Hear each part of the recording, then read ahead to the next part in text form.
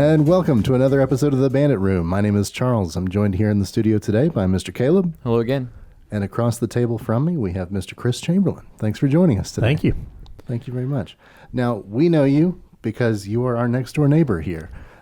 You are also the franchise owner of Image Studios coming up next door here in Rock Hill. We're so close. I think you probably have the shortest commute of any guest we've ever had. We could have just put a hole in the wall and we could be talking to you. Pretty much, and yet I still managed to almost be late. That's always the way it is, right? Whenever you have your next appointment's pretty close, you end up almost pushing it.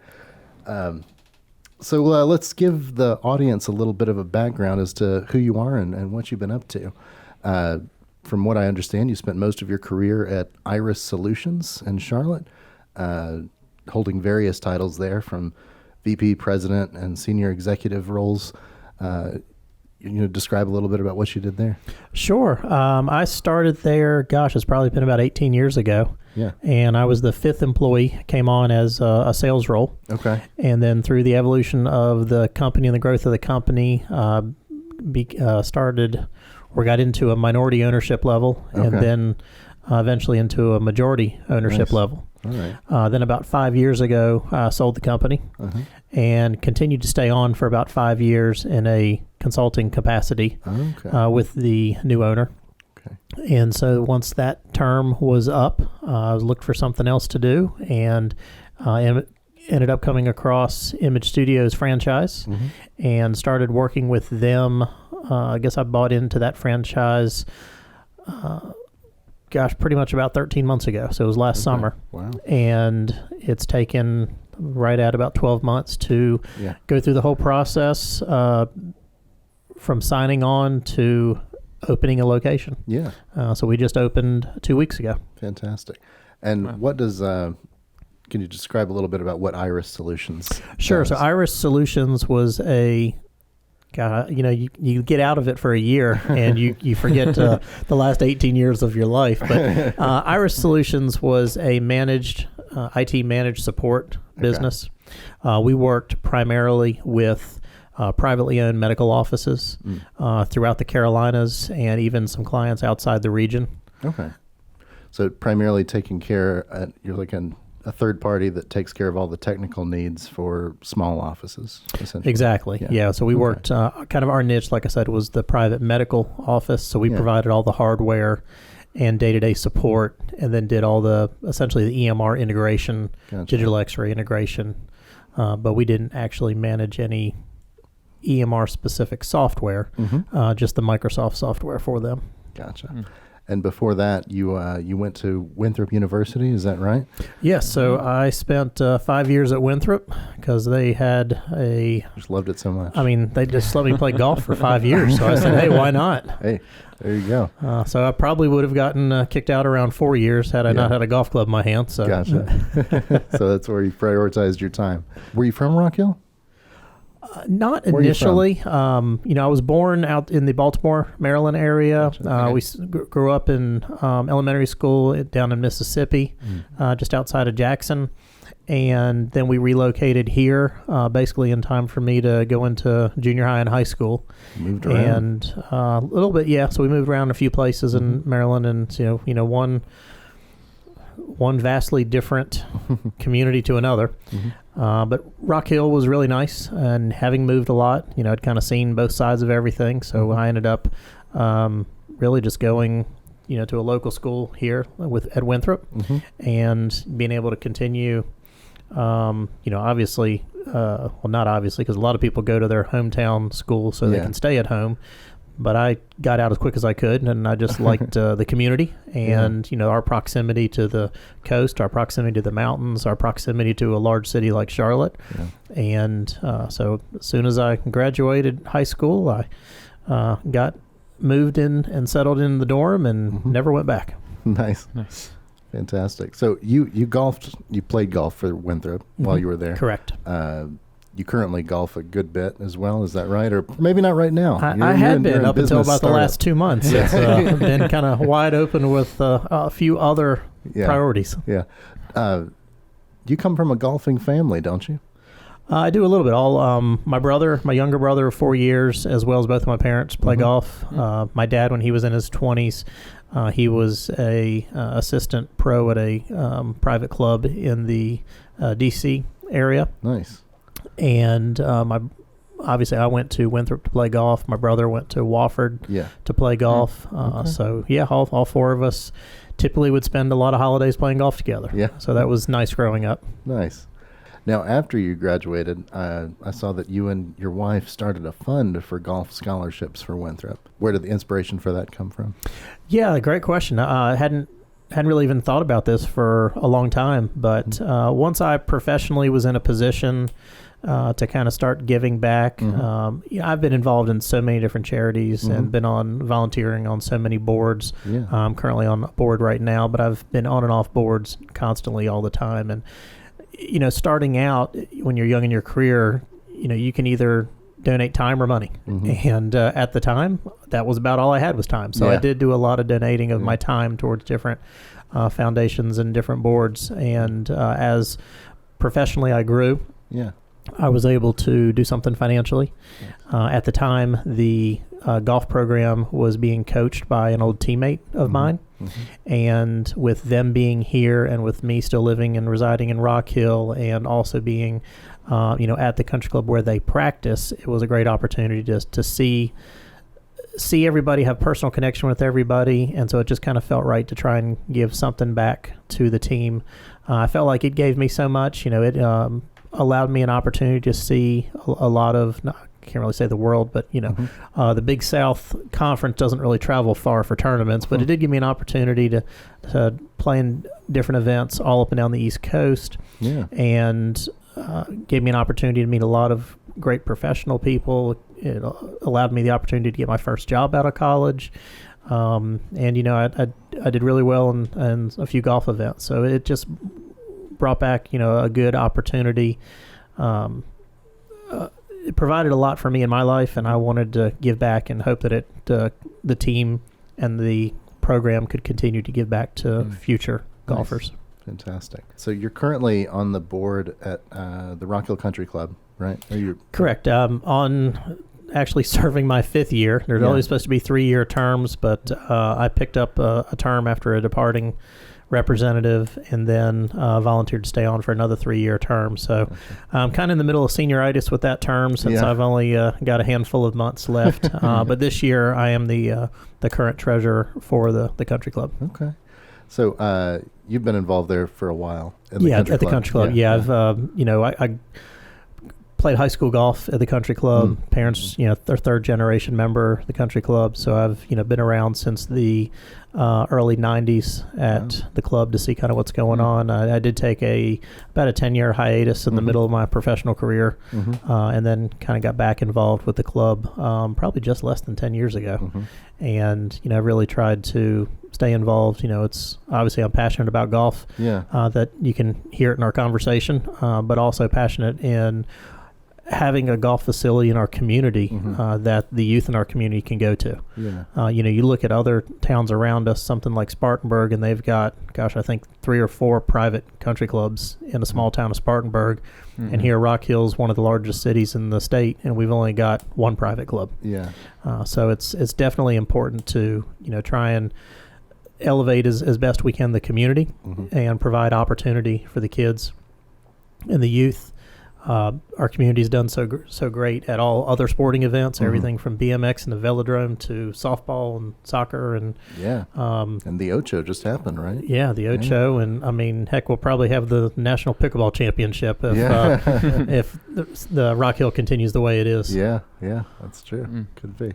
So describe the importance of organizations like that, like the Rock Hill Country Club, like what it offers. I assume you are a member not only because it's a good place to go golf, it's also a community behind it.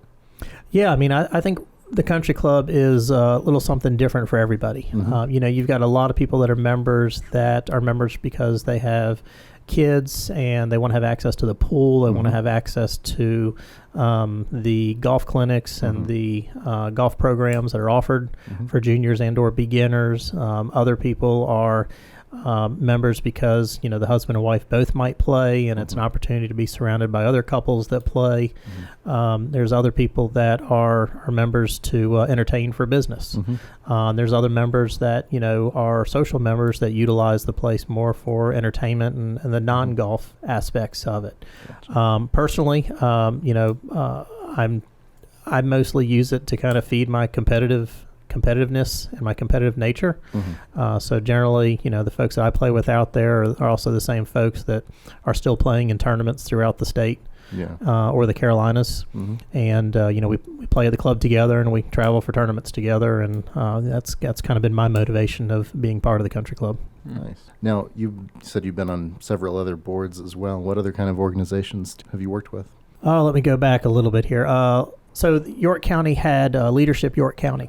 And basically what that was I think it was about a 10 or 12 month program that they met monthly and really just kind of gave each individual, I think we probably had about 20 or 25 people in our class that year, but it gave the individuals an opportunity to really understand the county, what the county had to offer. They had government day, they had retail, I don't know if it was retail day or commerce day, and they had a lot of different days to really promote things. And as a group, we had a project that we elected to complete, and at the time it was targeted towards the Red Cross. And so we started a youth division for the Red Cross to kind of get the high school kids involved. So I was very active in the startup of that. To my knowledge, that program is still running. Nice. So that's kind of nice to know that something we started 20 years ago is still running. Also grew up and so having a weekend and summer job at the York County Museum. And so my involvement there just continued to escalate as I got into my professional years. And I was on the board with the museum on the capacity of being the point of contact for the young members division of the museum, which was basically kind of your under 30 age group. Just trying to get some youth involved in the museum that typically has a much older demographic of involvement and patrons and donators. So I was very active in that for a number of years and promoting that aspect. And unfortunately, I have gotten kind of away from that, so I couldn't even begin to tell you the status of the museum, other than the museum is still there. It's still there. Alive. I was just there rocking. a couple of weeks ago. It's doing great. Yep, I still drive by it at least once a week, so I still know it's there and the doors are open. That's right. Now, describe the kind of patience you need as a board member, because I've spent a little time at Rock Hill Community Theater. I've been on the board there for a couple of years. I was able to spend some time there. Not currently there anymore, but it's a different job than just, say, volunteering for the organization than sitting on the board of that organization. It's a whole different level of hands-on. So you need to be more management-minded and need to have more of a big picture view of what the organization needs to do rather than necessarily, hands-on work for the organization. Yeah, I mean, when you're on a board, and obviously every board's a little bit different. The ones that I've been on have mostly just had monthly meetings. And, you never seem to accomplish as much as you would like when you walk out of one of those meetings. So patience, is by far, key into being on a board and really understanding it. But the other aspect of it too is, having a good grasp of the history of, what's already taken place and what's gone on. When you get, it's kind of like we're going through the presidential elections, that you only know what you know. And when you get onto a board, people expect you, oh, well, you're a board member, you must know everything about this organization. And the fact of the matter is most people don't. Right. And, you want to come into a board to make an impact, but you may not know exactly where you need to impact. When on the boards I've been in, we've noticed that, people come on the board typically, obviously they get on the board because they're passionate. They get on the board because they want to help, but there's also typically a personal reason they get on the board because they want to, they have some personal agenda that they want to achieve. And I think every board around has that. And I think boards would work a little bit better if people were just open and honest and said, hey, I'm new to this board. The reason I got on here is because I want to accomplish X, Y, and Z. And, if people know that, then they can help feed that objective. Right. If they don't know that, if somebody comes in and wants to make a change and they don't realize, hey, 2 years ago we tried that and it failed. Yeah. Well, right. You may have lost your motivation if you found out what you actually intended to do can't be done. Yeah. Or at least the way that it was attempted, and you may need to, go back to the drawing board to try a new process or method of accomplishing that. So, I would encourage anybody that gets on a board to, if not openly to the board itself, talk to some of the longer standing board members and say, hey, I'm interested in doing this type of project or accomplishing this task. What can I do to better succeed at this opportunity? So what else do you do? What are some hobbies you have outside of golf and the business here? Obviously, you probably don't have too much time for hobbies right now. You're starting your own business at the moment, but no, I think I definitely live by the motto of work hard and play hard.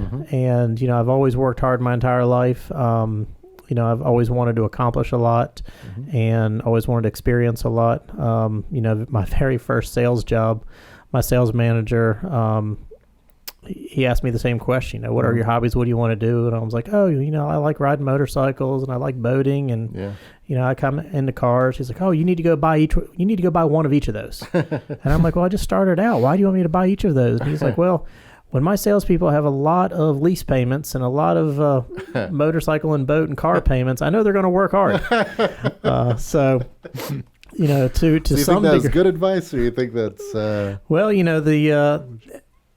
that's one thing that I've always enjoyed about sales is you're in charge of your destiny, you're in charge of your compensation. So the harder you work, the more you sell, the more you make. So you can kind of develop however much, however hard you want to work and marry the two together to create your own lifestyle. Nice. And that's something that I've always done. I've always worked hard to be able to have a lot. So I don't ride motorcycles as often as I used to, but I do have a wave runner and a boat. So I do enjoy spending time on the water and the golf course and working. And that's pretty much, where you'll find me 90% of the time. There you go. Nice. So I haven't taken to the air yet, but I don't know if I will. I'll just talk to Aggie next time. He'll get you up there.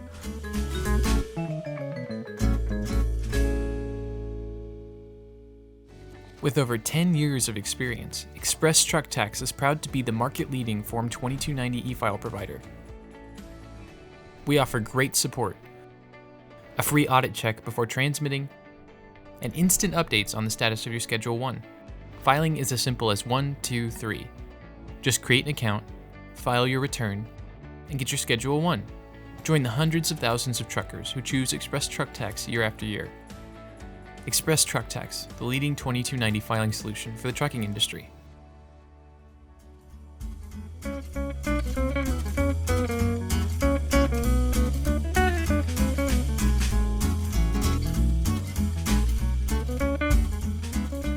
And your most recent project going on next door here, Image Studio. Yes. So describe the transition there. So what caused you to be interested in starting a business like this? It doesn't seem like a logical timeline transition. Like you worked at this software company, essentially a technology service, and now you're starting for the people that may not know, it's essentially like a salon suites. How many different suites do you have there? So completely different. Having spent 18 years in some sales capacity and ownership capacity of a managed service IT provider, to then going into a position where we have privately run suites, and I'm essentially renting suites out to beauty professionals. Is definitely a night and day difference. Yeah. I think that probably what steered me in the direction a little bit, it was between my previous professional life, between COVID and then post-COVID. I sold my company just before COVID, and it was, I went from wearing 10 hats to wearing one hat. So, I had all this extra time on my hands, started playing a lot more golf, was able to make, continue to make a little bit more of an impact with Iris from a consulting level. And that was great, but it did give me a lot of time. And then COVID hit, and that changed a lot of aspects of it. But the one thing that did change was golf. we were able to play a lot more golf. Yeah. So, we played a lot of golf during Yeah. COVID. Yeah. And then, because at the time, a lot of people I was playing golf with were in outside sales. Nobody wanted salespeople to come in their office during COVID. And so outside sales turned into inside sales. And so we had our whole group that, they're used to spending the day, reaching out to, I don't even know the best way to quantify it, but they're used to seeing X amount of people every day, but part of that time was sitting in a car and driving to and from. Right. Now all of a sudden they don't have to drive, and they're still expected to see the same number of people, so now they have all this time on their hands. So needless to say, there was a good group of us that got to play a lot of golf, but then they went, when COVID was over, they all went back to work. And having just sold my company, I was like, well, I still have all this free time, so what am I going to do? So really one of the reasons I got into looking, and I started working with a franchise consultant to kind of find out, hey, is there something better suited that I can do with my time? I mean, I can only play golf and do so much and stay healthy. I mean, it's nothing but bad things are going to happen to you. It's if you don't stay in a positive frame of mind and doing positive actions. So in talking with a franchise consultant, we looked at a lot of different things, and one of the options came up was a absentee owner model of image studios. And, I've always been interested in property management, again, for the flexibility. Every job I've had, no 2 days have ever been the same in my life. My day starts and ends at different times every single day, and where I'm working and what I'm doing changes every single day. So this was, an opportunity that I could continue to have that flexibility, but I could also make an impact. My partner of the last 12 or 13 years, she's been in the beauty industry for over 30 years. And so for the last dozen years, I've been hearing everything about the beauty industry, whether I wanted to or didn't. And when this came up, I was like, well, she's got a really good understanding of it, and I could definitely, something we could do together, something she could, make an impact in. And the other side of it is Image Studios, we have 39 suites here. And most of the people that are moving in there are younger, new to business ownership individuals. So this was an opportunity to bring something new to Rock Hill. As well, it was an opportunity to, help that next generation of business owners and kind of act as a mentor, a consultant with them to help them achieve their professional goals. So those were kind of the main things that really stuck out to me when the opportunity came up. And really the location. I know you guys moved during COVID into this new facility. So we're next door neighbors here. And I think one of the major aspects of getting into the franchise was this location. If this location was not available, I probably would not have ended up getting into Image Studios as an option. Just this location just checked all of the boxes that they look for. And in doing something like this, it checked all of my personal boxes too. I live 5 minutes away. It's super easy to get here. I was here just about every day during construction. If there's any problems, I can get here quickly. This whole shopping center was completely redone just before COVID. Looks amazing. With 39 suites, we have a lot of people coming and going. So parking lot is huge out here. So, we don't have any issues with parking, and that's typically a huge issue in the beauty industry. When you think of these small spas that are usually older homes on more residential streets. They do typically, they are typically older locations, and they also often try to get sort of like almost downtown spots, if it's a small salon or something like that. And those are getting impossible. You get those transition homes that are between the residential area and between the commercial district. And they just kind of convert them into businesses. And those homes were used to having 2 cars in their parking lot. Not 20. That's true. So it's kind of like WeWork, but for salons, right? I mean, it's similar dynamic. It's a single large office space with individual rented out spaces. Probably the only difference, and I'm not 100% familiar with WeWork, but each of the spaces is leased to an individual, and that's their space 24/7. It's not like there's no shared spaces. There's no exactly. The only shared spaces other than the are administration, I guess. Well, no, not even that. I mean, every single person is their single owned operated business. Gotcha. And I often refer to it as like salon suites, or it's hairstylists and things, but it's more than that. You have different types of What would you refer to them? Yeah. So what's unique about Image is, it's the salon suite industry is relatively new. The beauty industry or haircutting has been around since the beginning of time. It is probably the longest profession. But the whole model of going into suites is a relatively new idea. And if you look at Rock Hill, there are a couple examples of that, and most of those examples are where somebody's taken a house and converted it into, well, I'll rent this bedroom as a studio and this one as a studio, et cetera, et cetera. But there's only one other one in Rock Hill that was built to be specifically for salon suites.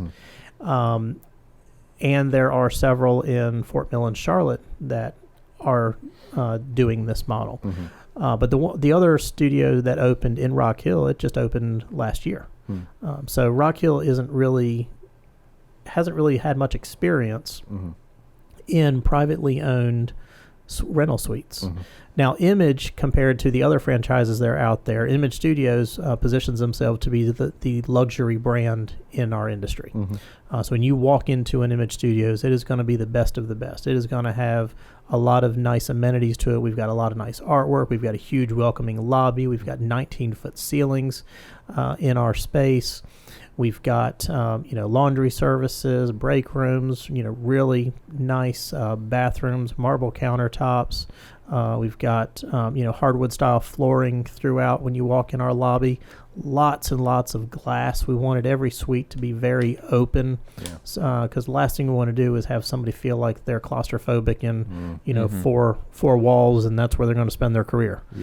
So it was very important for us to really promote that. And then with our location here, with having the restaurants within walking distance and other amenities, it becomes a really good location for clients to come to, but also for the beauty pros to work in.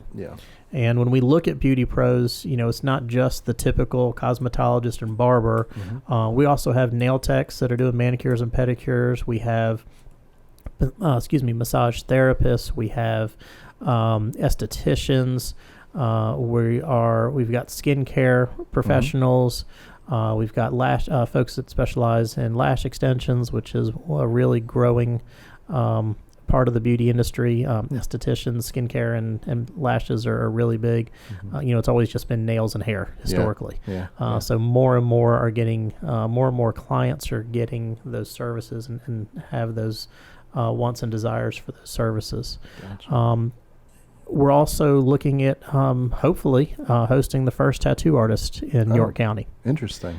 York County has, I think it was like 16 so years ago, the state passed a law where they left it up to the county on whether or not they wanted to allow tattoo services.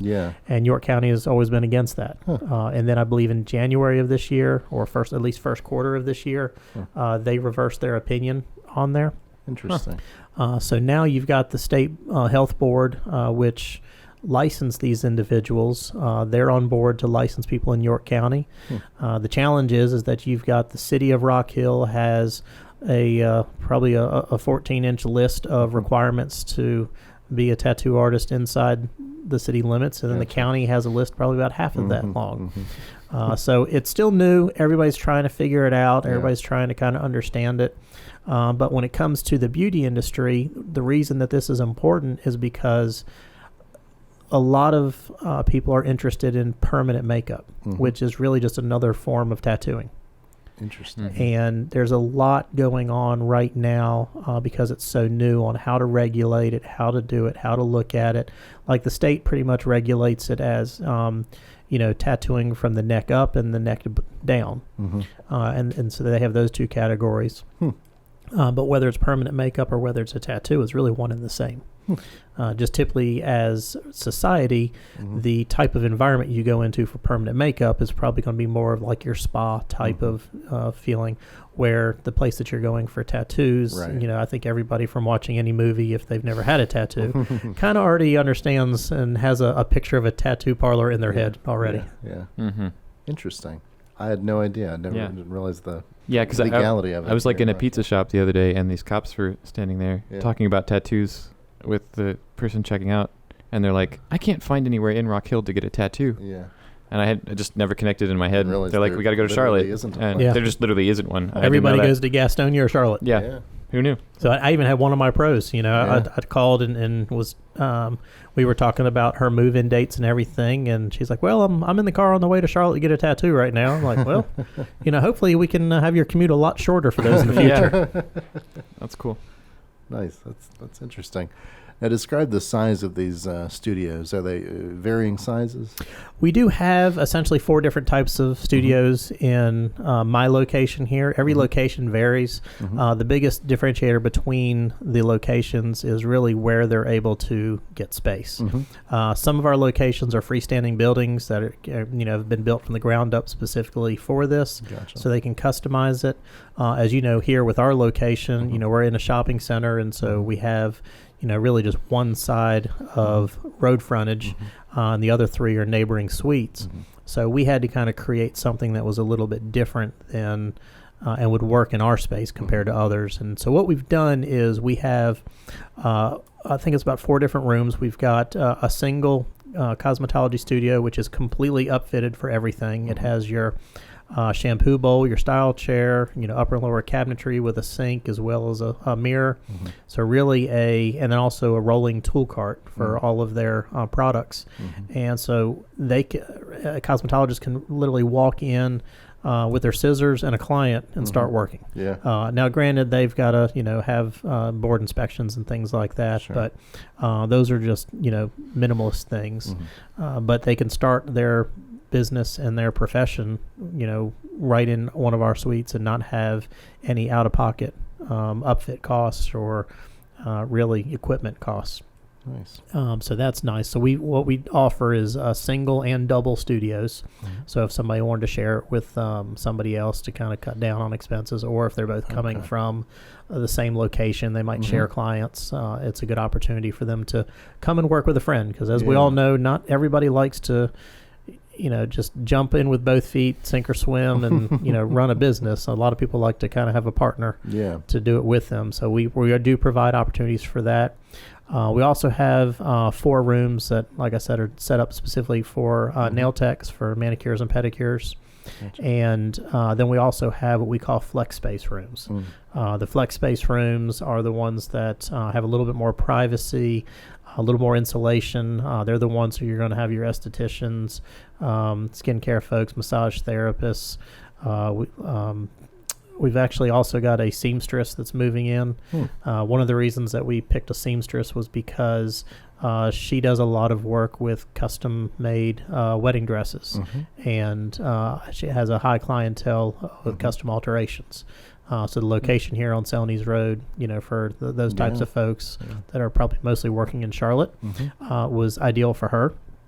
And, being in the beauty industry, we've got this. Nice. I think in kind of a funny story, I think in one of our Atlanta locations, we have a suite that's rented out to a young lady that is a personal shopper that's basically sells high-end bags. So whether they're the Louis Vuitton bags or I try not to spend $10,000 on bags myself, so I don't know what all brands compete with Louis, but there's a lot out there, and she does it by appointment only, but she does it in a safe environment surrounded by other beauty professionals, and she's not in a business or a retail environment and doesn't have to worry as much about break-ins and threats and things like that. So image is really all inclusive. We are looking for really any professional that is in the beauty industry, and that can be a pretty wide scope. Yeah, fantastic. Very cool.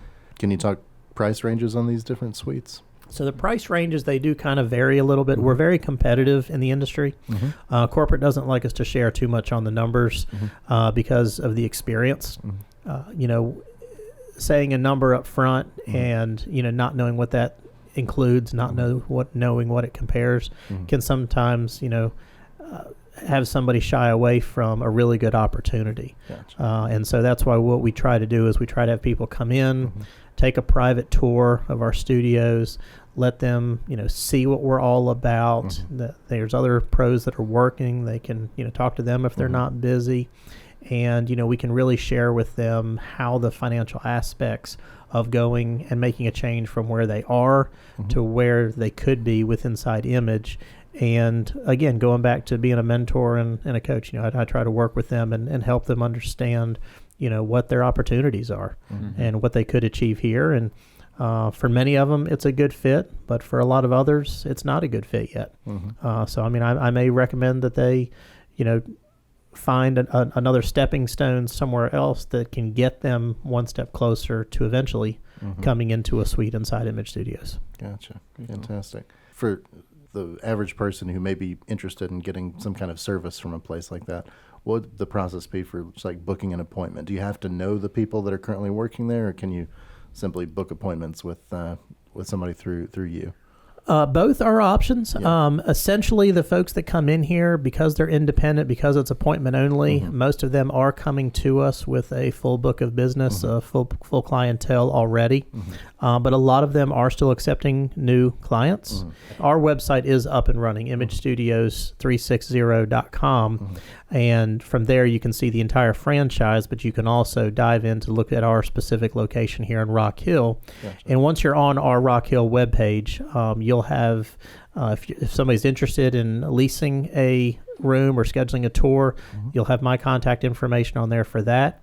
And then by the end of the month, I'll have a webpage set up for each of my pros that are working here, along with their hours, their services that they offer, and points of contact that an individual can reach out specifically to them for a specific service. Gotcha. Fantastic. Is there any other topics you'd like to talk about or areas of focus we haven't really gone through? Probably the only other thing to hit on is, Image is a young franchise. Image was founded in 2010 by two brothers that built out, I think, about 4 or 5 locations for suites. And upon their 5th location, they decided to start franchising, and that was in 2015. So we're a relatively young franchise, only been around about 7 or 8 years. But we have over 250 locations in open or in development. Where did they start? They're based out of Salt Lake City. Okay. Utah. Yeah. So we go out there every year for an annual convention. So I've only been once as a new owner, but they're already planning and getting ready for their next one. Yeah. So that'll be fun to go back out and do that again, having the first year under my belt and having an open location. But I did purchase 3 licenses, so I will be, once I get this location up and going, I plan on having 2 other locations. Oh wow. Haven't really determined where those other locations are going to be yet. Yeah. This one is super convenient, being 5 minutes away. It's the flagship. And we only have one Image location on the east side of Charlotte, so that does leave a lot of Charlotte available for development. But then again, there's also other areas in the southeast that are open for development too. Yeah, interesting. So looking at all options right now, but definitely the focus is on getting this one to a higher capacity of folks and helping them get started in their professional careers or continuing their professional careers depending on where they might be. Gotcha. And seeing where it allows us the opportunity to go from there. Gotcha. Are you still looking for lessees over there? Yeah, so we are. So we just got our certificate of occupancy last week, and we've already had the state board come in and perform some inspections on a couple of the suites. So we do have some pros that have been open and seeing clients since as early as last Tuesday. Nice. We have other pros that are on schedule this week to move in and also get inspections. And really that's going to be the common theme for I anticipate between now and the end of the year. We're at about, we've got about 40% of our suites already reserved. And that 40% will have been moved in all probably by Labor Day. And then after that, we're just continuing, we're conducting private tours every day and having more people sign up and move in every week. Fantastic. Well, we'll link below to your website to where people can find you.